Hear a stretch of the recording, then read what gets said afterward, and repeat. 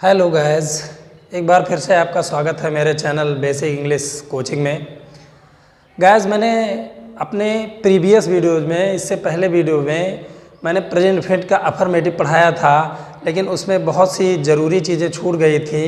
वो ज़रूरी चीज़ें आप अपने नोटबुक में लिख लें, याद कर लें और समझ भी लें। वो ज़रूरी चीज़ें कुछ हैं जो मुझे अफर्मेटिव फिर से समझाना पड़ेगा। गाइस, आप देख रहे हैं सब्जेक्टिव केस। सब्जेक्टिव केस यानी सब्जेक्ट के रूप में जब प्रोनाउन आता है, इसको हम पर्सनल प्रोनाउन कहते हैं। ये सारा पर्सनल प्रोनाउन है। सब्जेक्ट के रूप में जब आता है कोई चीज़, यानी वह, यह, वह, मैं, तुम, तुमने, या हम या हमने, वह या उन्होंने,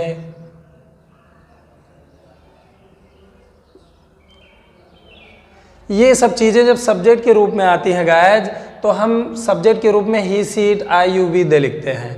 और उसके बाद है ऑब्जेक्टिव केस।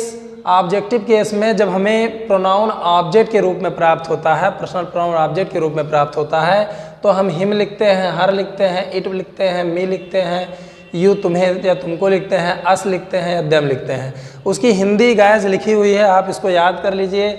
और ये पॉजेसिव केस होता है, अधिकार सूचक, अधिकरण कारक होता है, यानी अधिकार बताता है।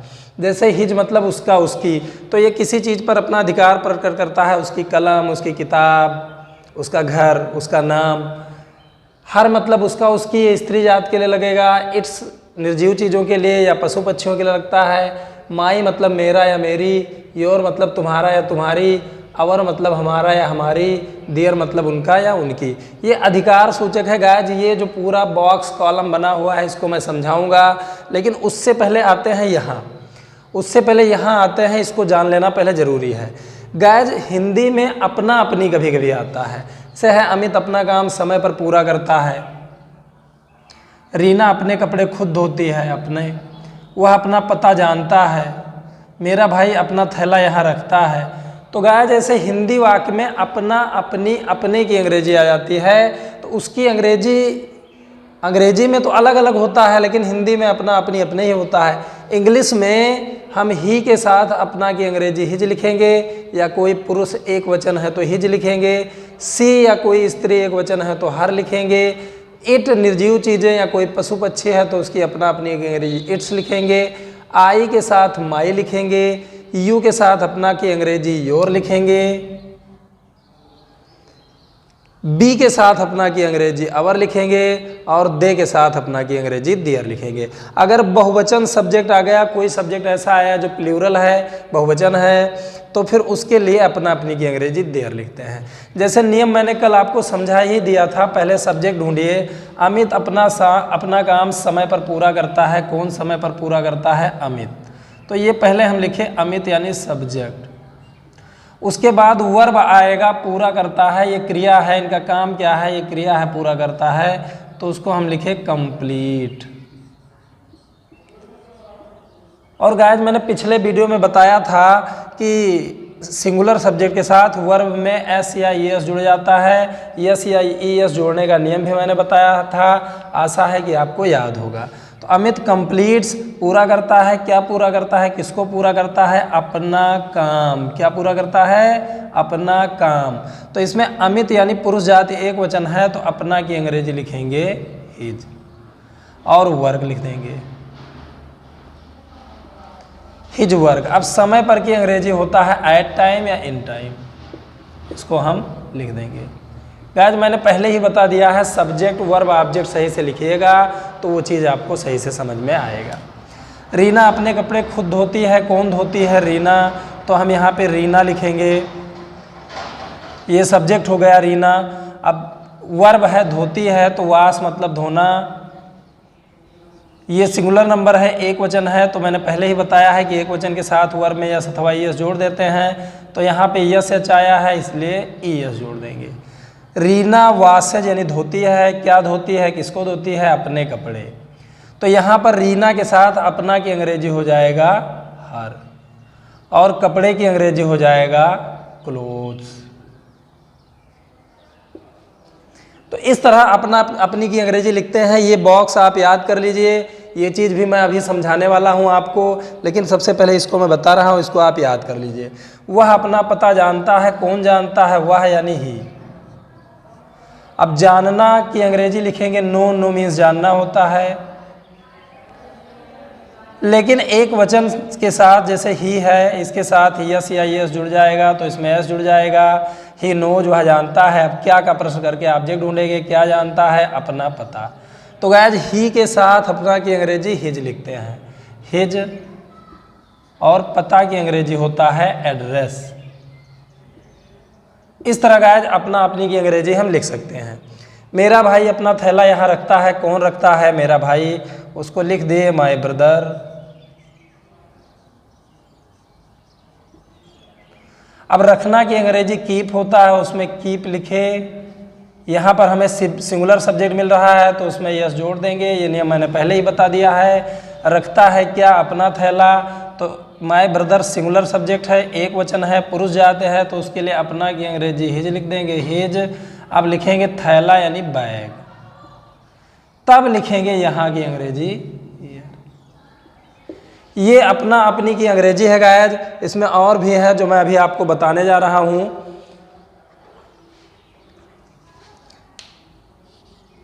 गाइस अपना अपनी की जो अंग्रेजी होती है वो इंग्लिश में सब्जेक्ट क्या लिखा है इसके अनुसार लिखी जाती है, और जो मैंने बाकायदा यहाँ पे लिख दिया है कि किसके साथ अपना अपनी की अंग्रेजी किसके साथ क्या लगेगा।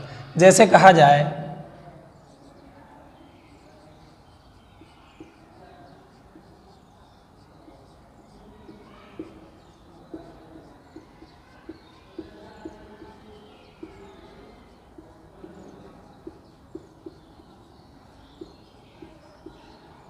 हम अपने देश से प्रेम करते हैं, तो कौन अपने देश से प्रेम करते हैं? हम, बी।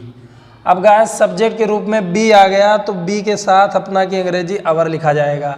लेकिन सबसे पहले जब आपने सब्जेक्ट लिख दिया तो उसके बाद वर्ब लिखिए, प्रेम करते हैं। प्रेम करना की अंग्रेजी लव होता है, वी लव, हम प्रेम करते हैं। बी के साथ यस अथवा यस जुड़ेगा नहीं, इसके पहले वाले वीडियो में मैंने आपको बता ही दिया है।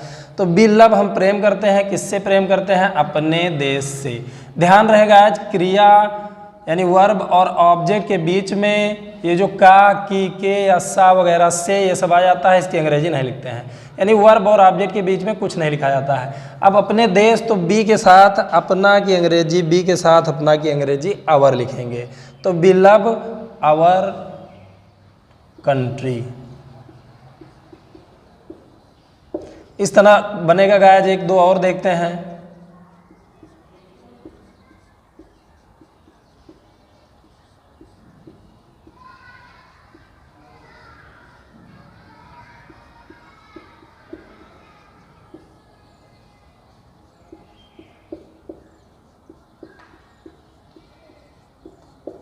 गाइस यहाँ पर देखते हैं छोटे बच्चे अपनी पुस्तक भूल जाते हैं। कौन भूल जाते हैं? छोटे बच्चे। तो छोटे बच्चे यानी सब्जेक्ट लिखेंगे द स्मॉल या लिटिल, छोटे की अंग्रेजी। अब उसके बाद बच्चे यानी बच्चे बहुवचन है तो चाइल्ड में REN जुड़ जाएगा। एक वचन से बहुवचन बनाने के बहुत सारे नियम हैं जिसको मैं आपको आगामी वीडियोज में समझाऊंगा। तो चाइल्ड एक ऐसा शब्द है जिसमें कुछ अक्षर जुड़कर उसका बहुवचन बनता है। चाइल्ड मतलब एक बच्चा और चिल्ड्रन मतलब कई बच्चे। तो ये बहुवचन है, सब्जेक्ट के रूप में बहुवचन है। पहले वर्ब लिखेंगे भूल जाते हैं यानी फॉरगेट।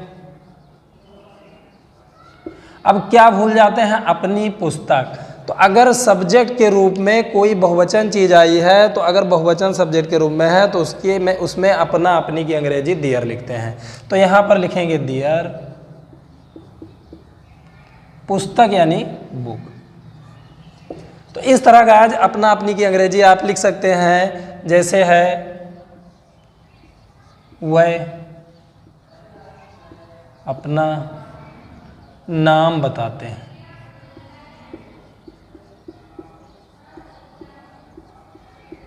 तो कौन अपना नाम बताते हैं? वह, सब्जेक्ट लिख दिए दे। अब उसके बाद वर्ब लिख देंगे, बताते हैं, बताना की अंग्रेजी टेल होता है, उसको हम लिख देंगे टेल। दे टेल, वह बताते हैं। क्या बताते हैं? अपना नाम। दे के साथ अपना अपनी की अंग्रेजी दियर लिखा जाएगा, तो यहाँ पर हो जाएगा दियर नेम। इस तरह गाइज हम अपनी की अंग्रेजी लिखेंगे। तो गाइज आशा है कि आप लोगों को ये चीज़ समझ में आ गई है। अगर इसमें कोई भी चीज़ आपको समझ में ना आए तो कृपया कमेंट सेक्शन में आप मुझे बताएं। मैं आने वाले वीडियोज़ में सेम चीज़ वही चीज़ फिर से आपको बताने की कोशिश करूँगा। लेकिन मैं आपसे रिक्वेस्ट करता हूं कि आप वीडियो देखना शुरू करें तो वीडियो को अंत तक ज़रूर देखें। अब मैं ये समझाता हूं गाइस, इसमें अगर सब्जेक्ट के रूप में कोई चीज़ आई है तो he she it I you we they लिखा जाएगा। इसको पर्सनल प्रोनाउन कहते हैं, याद कर लीजिए, पर्सनल प्रोनाउन। और इसमें अगर ऑब्जेक्ट के रूप में कोई पर्सनल प्रोनाउन आया है तो him, her, it, me, you, us, them, जितनी हिंदी है उसके अनुसार ये चीज़ लिखेंगे। अधिकार प्रकट करता है किसी चीज़ पर तो his, her, it's, my, your, our, their लिखते हैं। जैसे गाइस एक सेंटेंस हम लिखें तब आपको समझ में आएगा।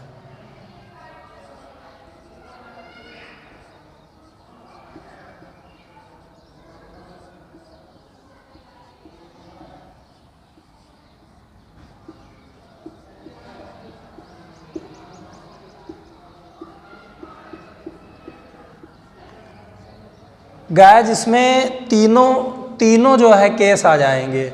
सब्जेक्ट ढूंढे हम यहाँ से, किताब देता है कौन, वह, ये सब्जेक्ट है। तो सब्जेक्टिव केस जो होता है, जो सब्जेक्टिव केस होता है वो सब्जेक्ट के रूप में प्राप्त होने पर किया जाता है। अब वह की अंग्रेजी पुरुष के लिए हम लिख दिए ही। अब उसके बाद वर्ब लिखेंगे, क्रिया लिखेंगे, गिव मतलब देना, तो गिव लिख दिए, उसमें जुड़ जाएगा एस, क्योंकि ही के साथ ही एस जुड़ता है। गाइस अगर आप नया ये वीडियो देख रहे हैं तो हो सकता है आपको समझ में ना आए। इससे पहले के सारे वीडियोज आप देख लीजिए और समझ लीजिए। अगर कुछ समझ में नहीं आता तो कमेंट सेक्शन में मुझे बताइए, तभी ये समझ में आएगा।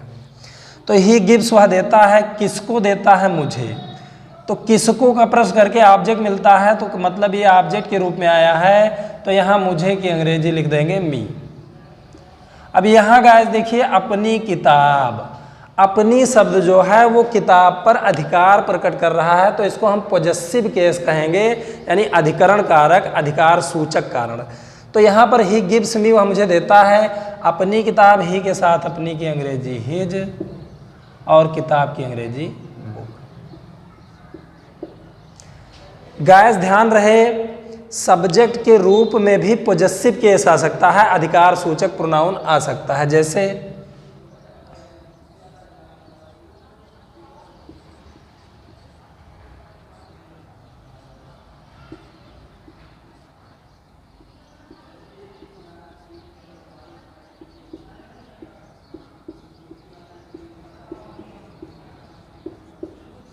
मेरे मित्र हमें धोखा देते हैं। कौन धोखा देते हैं? मेरे मित्र। ज़्यादा मित्रों की बात हो रही है इसलिए यहाँ पर ए मात्रा लगी है, देते हैं। मेरे मित्र हमें धोखा देते हैं, तो यहाँ पे गाइस ये सब्जेक्ट तो है, लेकिन मेरे मित्र, मेरे इस पर मित्र पर अपना अधिकार प्रकट कर रहा है, तो ये यहाँ पर पॉजेसिव केस यानी माई यानी मेरा हो जाएगा। My friends. अब लिखेंगे धोखा देते हैं, धोखा देना की अंग्रेजी चीट होता है या डिसीव होता है, तो हम लिख देंगे चीट। गाइस बहुवचन के साथ, प्लूरल नंबर के साथ यस अथवा यस नहीं जुड़ता है, ये आप पहले वीडियो में जान चुके हैं। अब किसको धोखा देते हैं? हमें। गाइस कौन और किसने का प्रश्न करने पर जो प्रोनाउन आता है वो सब्जेक्टिव केस, यानी ये लिखा जाएगा he she it I you we they. और किसको या क्या का प्रश्न करने पर जो चीज़ मिलती है, अगर ये चीज़ आ गया तो ऑब्जेक्ट के रूप में हम इसको लिखेंगे। तो माई फ्रेंड्स चीट, किसको धोखा देते हैं? हमें यानी अस। हमें की अंग्रेजी यहाँ पे लिखी है। बाय द वे ये चीज़ें थोड़ा बहुत आपको ना समझ में आई हो, तब भी ये चीज़ अगर आप याद कर लेते हैं तो बहुत अच्छी तरह ये चीज़ आपको समझ में आ जाएगी। गाइस एक चीज़ और मैं बताने जा रहा हूँ।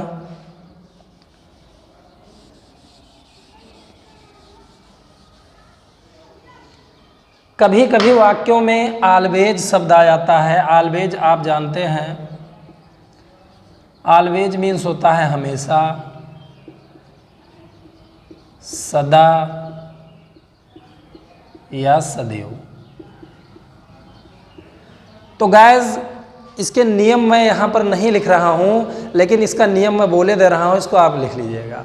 अगर हिंदी वाक्यों में प्रेजेंट इंडेफिनिट टेंस में सदैव, सदा या हमेशा शब्द आता है तो उसे हमेशा सब्जेक्ट के बाद लिखना चाहिए और बाकी जो नियम रहेगा वही रहेगा। गाइस, जो चीज़ ज़रूरी हो उसको नोट कर लीजिए, नहीं तो हमेशा आपको प्रॉब्लम झेलना पड़ेगा। तो ऑलवेज मीन्स हमेशा, सदा या सदैव।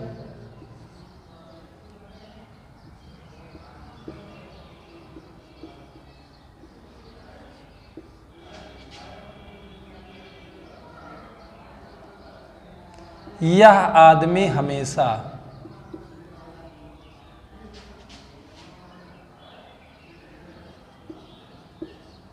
हमें आमंत्रित करता है।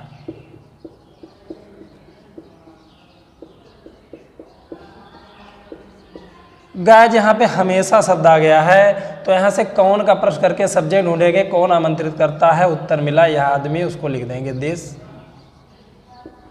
मैन। अब हमेशा की अंग्रेजी ऑलवेज होता है, उसको हम सब्जेक्ट के बाद लिखेंगे। ऑलवेज गाइस हमेशा सब्जेक्ट के बाद लिखा जाता है। अभी मैं 2-3 एग्जाम्पल और समझाता हूँ, आपकी समझ में अच्छी तरह आ जाएगा। लेकिन बाकी सारा रूल वही रहेगा। जैसे दिस मैन सिंगुलर नंबर है तो वर्ब के साथ ही यस या यस जुड़ जाएगा। तो ये वर्ब है, आमंत्रित करता है, यानी इनवाइट मतलब होता है आमंत्रित करना, उसमें एस जुड़ जाएगा। अब किसको आमंत्रित करता है, हमें, या ऑब्जेक्टिव केस है, हमें की अंग्रेजी यहाँ पे लिखी है अस। तो ये चीज़ बन गया। और देखिए गाइस, पानी सदा नीचे की ओर बहता है।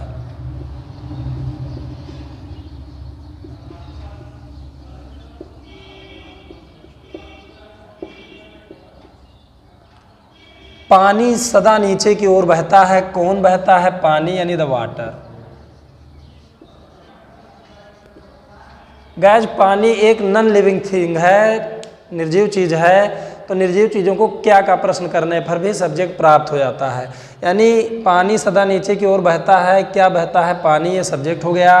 अब सदा की अंग्रेजी हमेशा जो है सब्जेक्ट के ठीक बाद में लिखेंगे, यानी द वाटर ऑलवेज। अब बहना यानी पानी के बहने की क्रिया को फ्लो लिखते हैं इंग्लिश में, फ्लोज, उसमें एस जुड़ जाएगा।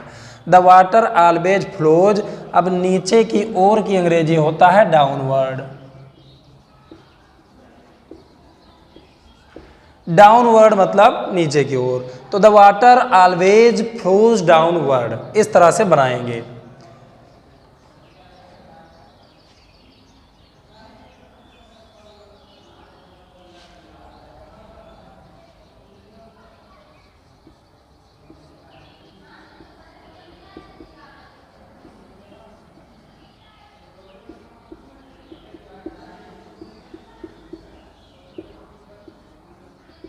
हम सदैव सत्य बोलते हैं। तो कौन सदैव सत्य बोलता है, हम।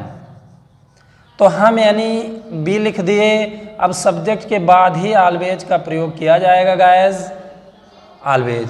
अब बी के साथ वर्ब में एस अथवा यस नहीं जुड़ता है तो बोलते हैं यानी स्पीक लिखेंगे। तो बी के साथ यस या यस नहीं जुड़ेगा। क्या बोलते हैं, सत्य यानी द ट्रूथ। ट्रूथ मतलब होता है सत्य। तो इस तरह से गाइस मैंने आपको ये चीज़ बता दिया, ये बता दिया, ये बता दिया, यानी प्रेजेंट इंडेफिनिट का अफर्मेटिव सेंटेंस पूरी तरह क्लियर हो गया है गाइस। अब आप इसको समझिए। जितना अगर नहीं समझ में आता है तो मुझे कमेंट सेक्शन में बताइए। मैं अपना व्हाट्सएप नंबर भी आपको देता हूँ, कॉन्टेक्ट नंबर भी आपको देता हूँ, अगर आप चाहें तो कॉल कर सकते हैं।